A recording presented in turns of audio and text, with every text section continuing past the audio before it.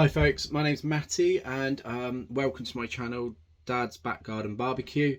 I've always been into kind of cooking on fire and cooking in general, and for a couple of awkward and unexpected events to do with owning a barbecue and it becoming faulty multiple times, I ended up being in the lucky position where I could get a Kamado way before I thought I would be able to. So I've had it now 2 weeks. It's the 24-inch Louisiana grills Kamado that you can get from Costco, and I've done a few cooks on it so far. So I've done a tomahawk, some pulled pork, some pork ribs, and those have just kind of been practices for me to get used to it and to cooking on coals, because I've not really cooked on coals properly other than owning little kettle barbecues years ago as a teenager. And now I've kind of started to get the hang of it, and I'm going to say started because it's still very rough around the edges. I thought I'd have a go at doing a beef brisket as our first recorded video. So it's just a small flat. It was about 2 kilos, and obviously over the course of this video we'll see how that went and how that's turned out. So I will apologise right at the beginning. I'm new to video editing, I'm new to audio recording and all these kind of bits and bobs, so this is all new to me. So I'm sorry that the video is not best. I know there's way better videos out there, but hopefully if you join me on this journey, you'll not only see the cooks get better, but also the actual quality of the videos and audio that goes with that. Okay, so thank you very much, and hopefully you enjoy this video. Since I ordered the Kamado, I started looking into recipes to do, easy cooks to start off trying, cooks that are good, kind of your top 5 cooks to try when you first get Kamado to get used to the concept. And watching all these different cooks and different processes and great channels on YouTube, I found that they all had a common theme, which is to list out your plan that you're going to do for your cook, especially as you're getting used to slow cooking and cooking on a Kamado and smoking. That way you're less likely to miss something obvious or subtle, and you don't have to check what temps you need and then be too late and shoot over your temp, etc. So the plan I've gone for is to clear out previous night's ashes. Now I had already done this, but if I put it in there I cannot miss it. And obviously it's going to be a long cook, so you need a decent amount of coals, although then to light the coals and obviously get that going. And while you're doing that, you want the lid open, you want the bottom vent fully open just to help the coals take. From there we're then going to apply a binder to the brisket, and then from that we're going to apply our seasoning, our rub. Hopefully by this point the barbecue should have caught nicely, the coals have caught nicely. You can shut the lid on the Kamado and just leave the top vent fully open, bottom vent fully open, still waiting for the Kamado to gain temperature. 5-10 minutes later, coming back, touching the outside of the Kamado, should feel hot to touch. If it does spike on the thermometer on your dome, then that's generally just flames kind of coming up and kissing the thermometer itself. At this point you want to put the heat deflector in, so that can start to gain temperature as well. Obviously you've now got the radiant heat from the dome coming down on the heat deflector, which would again help that warm up. I found at this point my dome was reading around 200 to 250 Fahrenheit, so it seemed like a good time to put the deflector in and just to start capping the temperature flow. So at this point I started to close down the bottom vent and the top vents. At this point I was about 2 fingers in the bottom vent and number one on the top daisy wheel, so that was about 1/3 open. I now left the Kamado for about another 15-20 minutes just to make sure that that temperature was stable, and I kept the brisket out during all of this because obviously it's starting to warm to temperature, and obviously you don't want to shock it. About 20 minutes in, so by this point we're about 40 minutes in from lighting the Kamado, or sorry, from stoking the coals and getting it ready for the first light. The dome had started to get to a nice temperature of touch. Still, the temperature gained to about 250, 260, so I closed the vents right down because I could see it was still growing, and I ended up literally about 5 millimeters open on the bottom and about the thickness of a pen nib on the top, and that seemed to hold the temperature for another 10-15 minutes at around that 250 mark.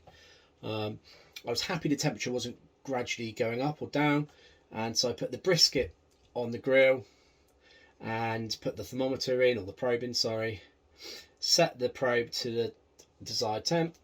For the rub, I started off by applying Dijon mustard over the brisket flat.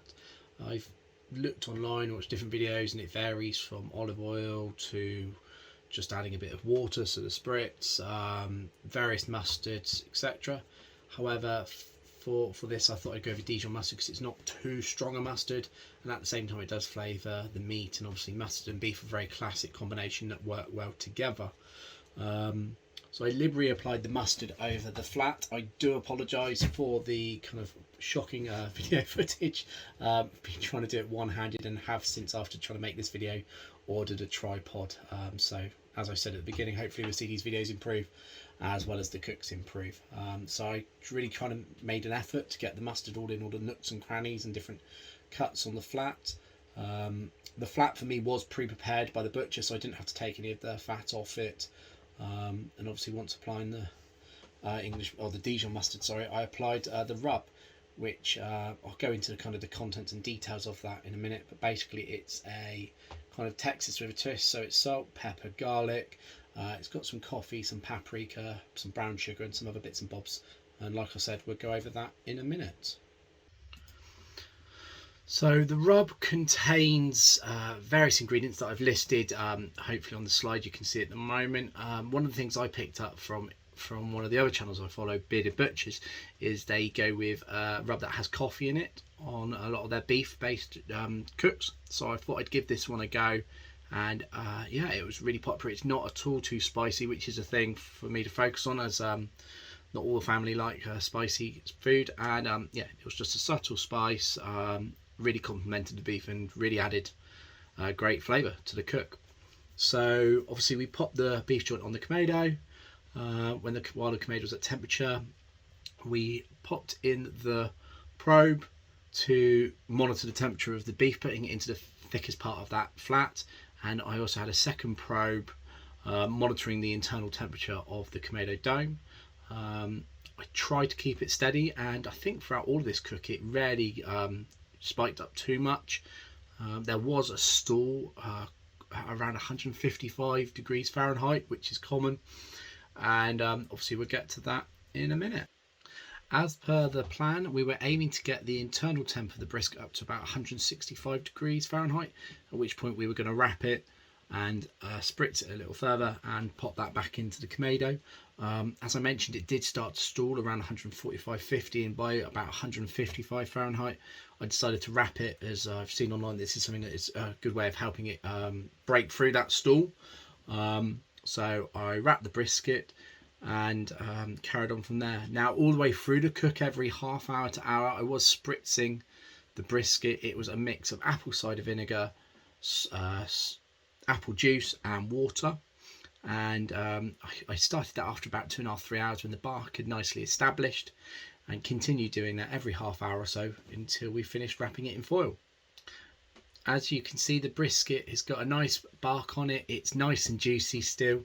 So this is the point we wrapped it. I doubled up the foil. I wish I had wider foil, and I now do, again learning as I go, but nonetheless the foil did its job. So as you can see, the final output is the brisket. The bark's still nice, and I don't want to say hard, but intact. It doesn't rub off, and as you can see, it's a nice juicy flat of brisket. We had that over a couple of meals, in fact. So I did a brisket hash with it, which was a bit of a Google of what do I do with brisket, so I had an excuse to cook brisket in the first place. And then we used it in chili con carne a few days later, and in fact we had a little bit left over from that we used on top of pizzas that we did on the Kamado as well with some friends. So all in all, I'm really happy with how it turned out for my first ever brisket. The fact the family all liked it was also a winner, because if you do all that and it doesn't taste nice and it doesn't go down with the family, especially when the wife picked up from the butchers, so she knows how much it cost.